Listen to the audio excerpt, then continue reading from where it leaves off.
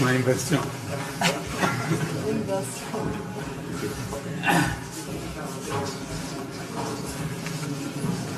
No problème.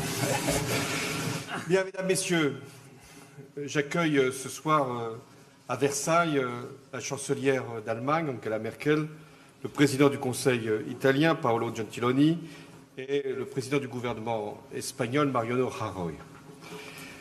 Nous sommes ici dans un lieu, même si il a beaucoup changé, mais qui est un lieu qui est un symbole. Car il y a un siècle, les nations européennes sortaient du premier conflit mondial et se retrouvaient à Versailles. Elles aspiraient à la paix, mais l'unité de l'Europe apparaissait comme une utopie. La réconciliation franco-allemande comme un rêve inaccessible. Et hélas, l'enchaînement et l'esprit de revanche ont provoqué un autre drame dans le siècle, le XXe, puisque ce fut la Seconde Guerre mondiale. Et il a fallu qu'il y ait cette tragédie pour que l'idéal européen devienne enfin une réalité.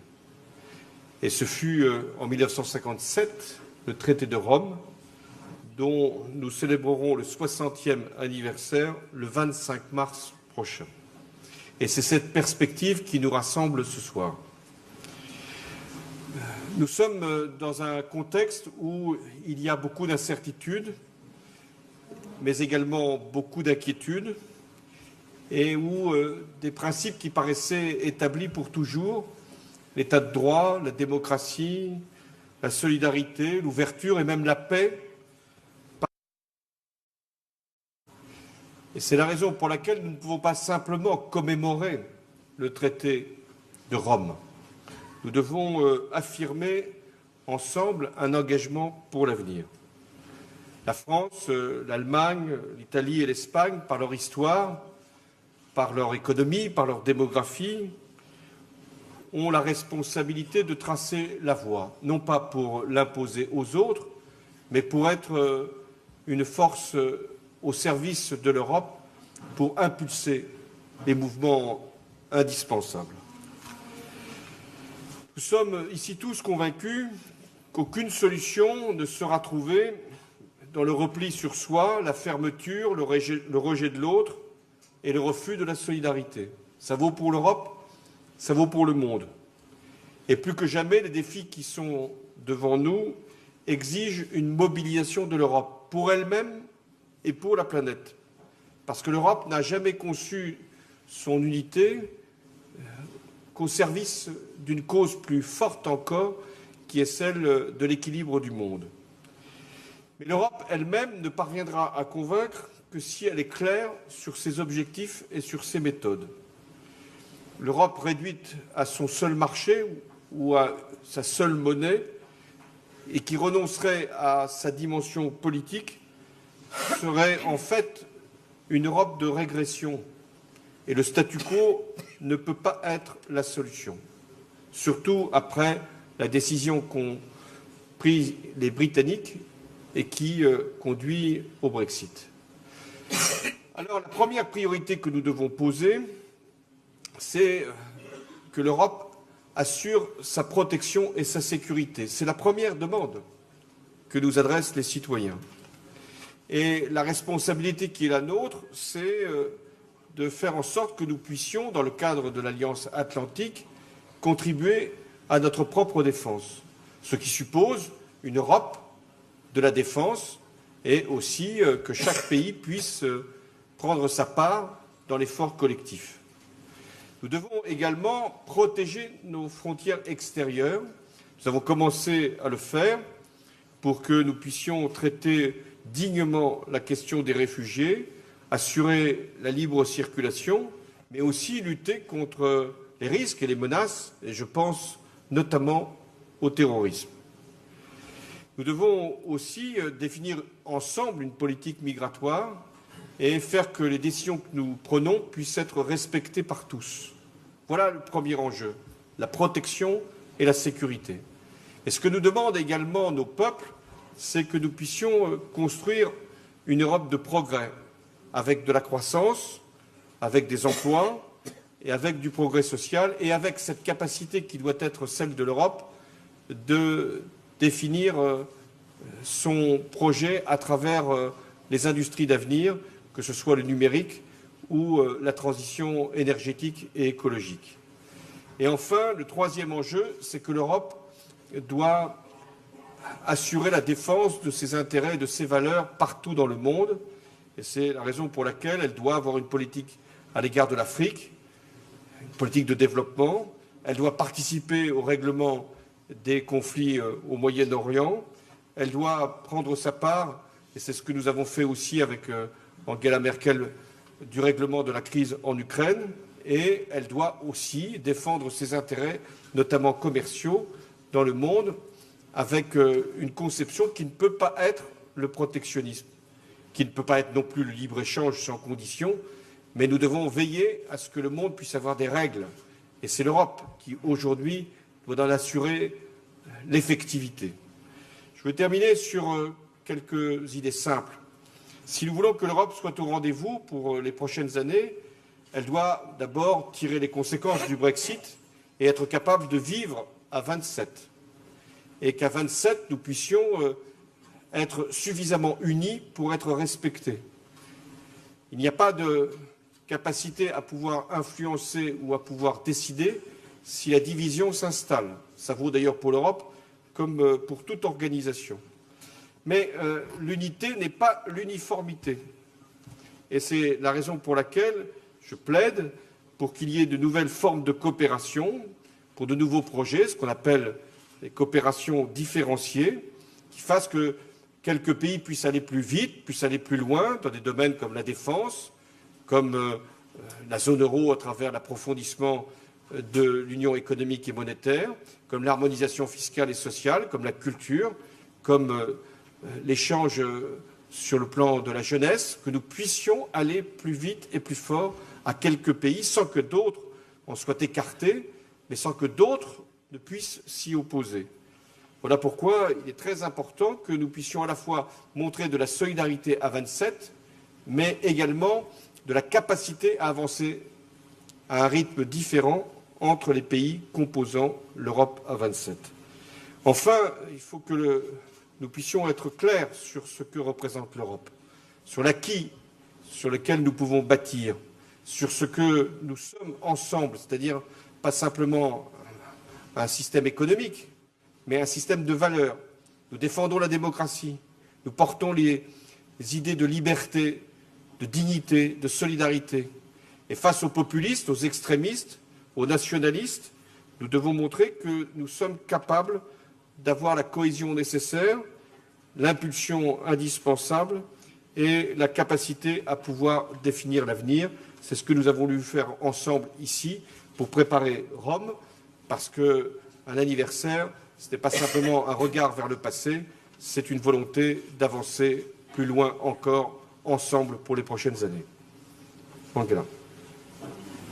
Ja, lieber François La und face, liebe Angela, Kollegen, oui. ich Collègues, möchte als erstes dem Tout Präsidenten d'abord, der Französischen Republik, je tiens à François Hollande, ganz remercier herzlich le danken, président dass de la uns République hier an française, diesen François Hollande, qui geschichtsträchtigen nous Ort invite dans eingeladen ce lieu hautement hat. symbolique qu'est le Dieser château de Ort Versailles. zeigt, gerade auch Ce im Blick lieu auf est deutsch-französische un lieu Geschichte, d'histoire, en particulier immer pour wieder, l'histoire dass franco-allemande, Europa et ganz zuerst il ein montre Friedenswerk war, aber que auch ein l'Europe, Friedenswerk l'Union bleibt. européenne, la communauté Wenn européenne Europa a été stecken bleibt, dès ses wenn débuts Europa une sich œuvre nicht de paix. weiterentwickelt, Et dann kann auch dieses il Friedenswerk faut bien schneller in sûr Gefahr que geraten, nous continuons als man sich d'avancer denkt. parce que Und si nous deshalb nous haben wir arrêtons, tout ce que nous die wir avons hier uns construit heute pourrait versammeln, s'effondrer. genauso wie alle Donc, 27 Mitgliedstaaten, à 27 pays eine membres, Verpflichtung, die nous Zukunft avons dieser maintenant Europäischen Union l'obligation vorzuzeichnen. de poursuivre la Wir construction bereiten de l'Union damit die européenne. Erklärung von Rom vor. Ce faisant, donc, nous In préparons Rom la werden wir an déclaration 60 du Jahre sommet römische Verträge de Rome, où denken, nous sozusagen allons an die célébrer Geburtsstunde le der Europäischen 60e Union. anniversaire des traités de Und Rome. Natürlich la kommt es auf naissance die de l'Union Beiträge aller européenne. an und Bien die sûr, il s'agit italienischen Gastgeber que bereiten chacun das auch genau in apporte diesem sa Sinne vor, contribution. zusammen C'est mit dem d'ailleurs dans ce sens Ratspräsidenten, der que Präsidentschaft. l'Italie Aber ich prépare glaube, es ist gut, dass wir uns hier ce sommet de Rome. Deutschland, Et Frankreich, je pense Italien que und pour cette Spanien raison, auch il était nécessaire que austauschen, nous nous retrouvions uns ici à quatre einerseits et an que die nous Erfolge puissions erinnern, aber échanger andererseits nos auch points de zur vue pour Kenntnis parler nehmen, bien dass sûr des wir in succès einer que nous avons schwierigen, in rencontrés, mais einer aussi sehr pour prendre nervösen Phase conscience sind du fait que nous sommes dans une und période dass de Rom tension, de ein difficulté. Ausgangspunkt von Elan, von Il nous Optimismus faut sein donc soll, aber beaucoup auch d'élan, von beaucoup Tatkraft und von der d'optimisme, Verpflichtung, de das, was wir uns capacité vornehmen, d'agir auch pour einzuhalten. arriver à mener à bien Denn nos immer projets. geht es bei Europa ja Car nicht um etwas Abstraktes, Quand il sondern es s'agit geht d'Europe, um il ne die s'agit jamais Bürgerinnen d'abstraction. und Bürger Il unserer s'agit de Länder, citoyens et de für citoyennes die dans tous nos die pays Tatsache, dass es die Europäische Union gibt, pour immer lesquels die zweite Seite l'Union sozusagen ein und européenne derselben Medaille ist, Wohl a des toujours eigenen Landes deux und médailles. Wohl der Europäischen C'est Union sind le zwei bien-être Seiten national ein und et le derselben bien-être européen. Medaille. Et en fait, Wir ce stehen sont vor großen les deux côtés d'une Herausforderungen, seule et même einmal médaille. von außen. Les Die défis qui Globalisierung, pèsent sur nous, wirtschaftliche Dynamik, venus de l'extérieur, sont die importants. La dynamique Herausforderungen, économique, la ich nenne nur den mondialisation, Klimaschutz, mit les défis dem wir liés einen au ersten changement Schritt mit dem climatique. Pariser Abkommen Et vous gemacht savez qu'on haben, a einen fait une wichtigen première Schritt, étape der Kampf importante gegen avec den le traité de Terrorismus, Paris, der uns la in den lutte contre le Verteidigungsfragen terrorisme, herausfordert, les grands und défis der qui pèsent en Druck der matière de Migration, défense der et les uns flux auch migratoires, bien herausfordert. entendu. Und wir haben Herausforderungen im Et Innern. il y a aussi Das des ist défis sur le plan Unzufriedenheit, intérieur, une certaine Arbeitslosigkeit der insatisfaction, Menschen, Sorge le um die chômage, Stellung der Europäischen le Union in der souci globalen Gemeinschaft. de Und l'avenir das ist de natürlich ces das emplois, Ausscheiden Großbritanniens et puis bien sûr le aus Brexit, der la sortie de la Europäischen Union. Grande-Bretagne. Und deshalb wollen wir ja auch Et im Blick auf c'est Rom pourquoi, die nächste Dekade Pour in den Blick préparer nehmen. Wir haben donc ce uns in sommet de Bratislava Rome et getroffen, la haben décennie à einige venir, Punkte nous einer nous étions Agenda schon déjà festgelegt. rencontrés à Und es geht, glaube ich, Bratislava et darum, nous avions établi dass une wir eine feuille de sichere route.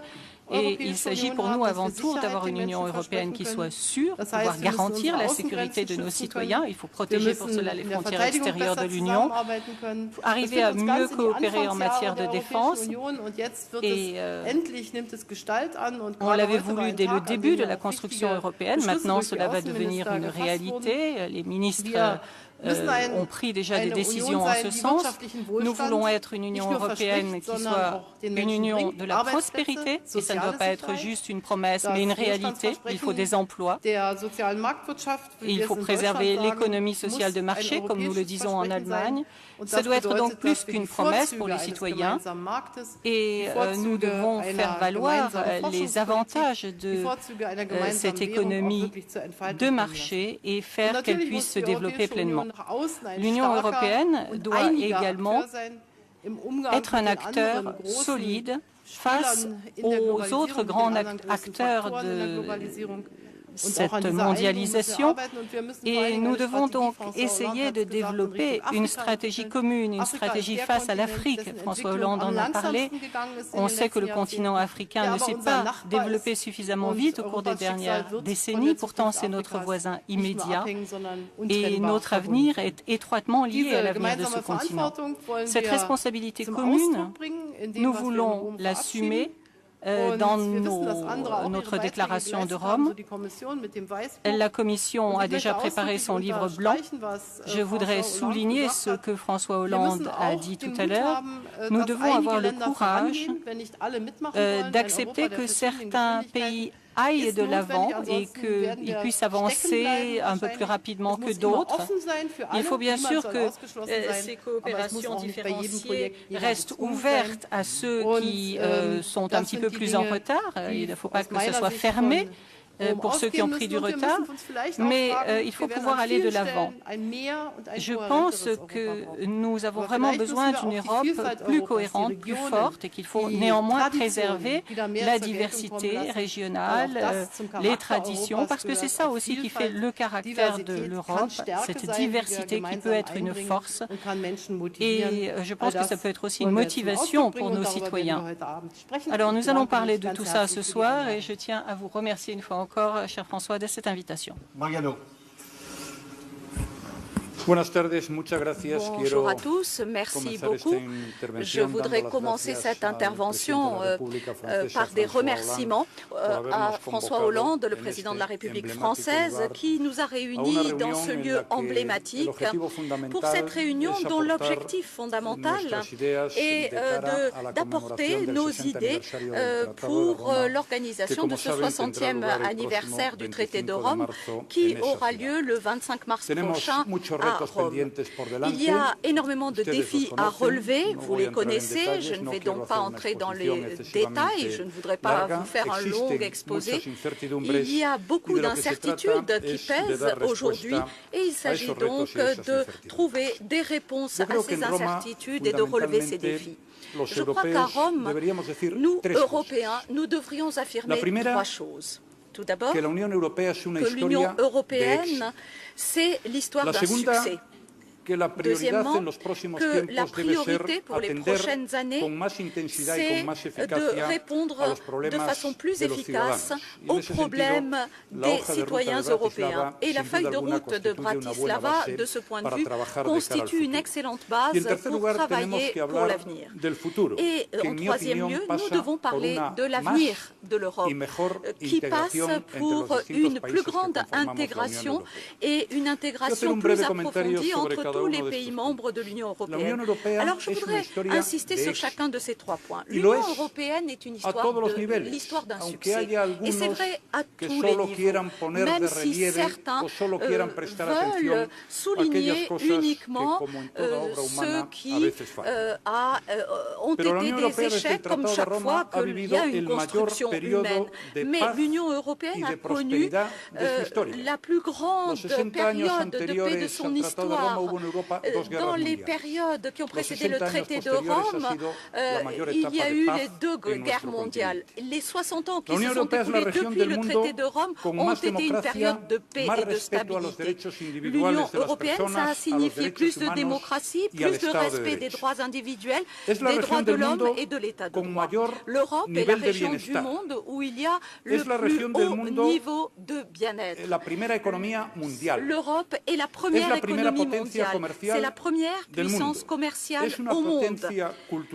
C'est une puissance culturelle et touristique de premier plan. Et l'Europe est la première région du monde qui accueille et qui prend en charge les personnes. Nous avons les systèmes d'éducation, de santé, de retraite au service de nos citoyens. Je le répète donc, l'histoire de l'Europe, c'est une histoire d'un succès et c'est pourquoi il faut la défendre et il faut se battre contre ceux qui montrent du doigt uniquement les erreurs. Et des erreurs, bien sûr, il y en a toujours dans les œuvres humaines. Ensuite, pour l'avenir, nous devons être plus efficaces pour résoudre les problèmes de nos concitoyens. Je ne voudrais pas répéter ce qui vient d'être dit, mais je crois qu'il y a 4 points sur lesquels nous devons mettre l'accent. D'abord, les politiques d'immigration, en agissant à l'origine de ces flux migratoires, dans les pays où se produisent les problèmes, parce que ce sont des endroits où ces personnes ne peuvent plus vivre. Et c'est pour cela qu'elles en partent. Et puis, il faut aussi apporter une plus grande attention à la protection de nos frontières. Et puis, il faut assurer la sécurité de nos citoyens. Deuxièmement, la sécurité extérieure et donc le renforcement de la politique commune de sécurité et de défense. Et en quatrième lieu, l'économie. L'objectif, c'est ce que souhaitent les personnes, c'est-à-dire la croissance économique, l'emploi et finalement maintenir et améliorer les piliers de l'État-providence, c'est-à-dire l'éducation, la santé et les retraites. Il faut approfondir la politique économique commune, il faut renforcer la lutte contre le chômage des jeunes, il faut étendre le plan Juncker qui a fort bien fonctionné, en tout cas dans mon pays, en Espagne, et il faut appuyer tout ce qui va dans le sens du développement économique et social. C'est donc là la deuxième priorité. Et la troisième priorité, c'est de tourner notre regard vers l'avenir. Vers où allons-nous? On a évoqué ici le livre blanc. Le livre blanc qui a été présenté par la Commission européenne, c'est une contribution utile pour qu'ensemble, nous puissions prendre une décision sur l'avenir de l'Union européenne. Et moi, dans ce livre blanc, ce qui me plaît, c'est l'option qui vise à davantage d'intégration. Car je crois qu'aujourd'hui, l'Europe doit regarder vers l'horizon le plus lointain, parce que c'est ainsi qu'elle a su construire et vivre les meilleurs moments de son histoire. L'Espagne est disposée à aller plus loin dans l'intégration avec tous ceux qui voudront poursuivre cette intégration l'intégration. À partir de là, il y a certains domaines dans lesquels nous pouvons travailler ensemble pour l'avenir. D'abord, la politique extérieure et la politique de défense. Deuxièmement, une politique d'immigration plus intégrée. Et puis, il faut travailler ensemble en matière de sécurité intérieure et de lutte contre le terrorisme. Et enfin, et ça c'est pour le moyen terme, il faut approfondir l'union économique et monétaire. Il faut aussi compléter l'union bancaire. Il est indispensable à mes yeux d'approfondir la coordination de nos politiques économiques pour que nos économies soient plus compétitives, ce qui exige que des réformes structurelles soient mises en place, même si elles sont difficiles, parce que cela ira dans le sens du bien-être de nos concitoyens. Et enfin, il faut approfondir le marché intérieur. Et quand on aura rapproché ces politiques économiques, alors il faudra parler de l'union fiscale et de l'existence aussi d'un budget européen intégré. Merci. Bon, merci François. Grazie per questa occasione. Merci François, merci pour l'occasion qui nous est donnée. Nous nous réunissons dans un moment difficile. Nous sommes, je crois, tous conscients du climat qui s'est créé après le Brexit et puis également à cause de la diffusion d'un sentiment de repli dans beaucoup de pays. Nous savons qu'il y a dans beaucoup de pays européens des sentiments de défiance, de fatigue par rapport au projet commun. Nous le savons tous. Les pays qui sont réunis ce soir, nous restons convaincus, nous sommes même plus que jamais convaincus de la validité de ce projet européen. Et je pense que cela vaut non seulement pour les résultats obtenus par le projet européen ces dernières années, ces 60 dernières années. On a rappelé la paix, la liberté. L'Europe a été une machine extraordinaire, faiseuse de liberté. L'État-providence, le bien-être, la diffusion de la culture, la diffusion de nos valeurs. Improvvisamente l'Unione Europea, credo che tutti noi ne sentiremo la mancanza drammaticamente.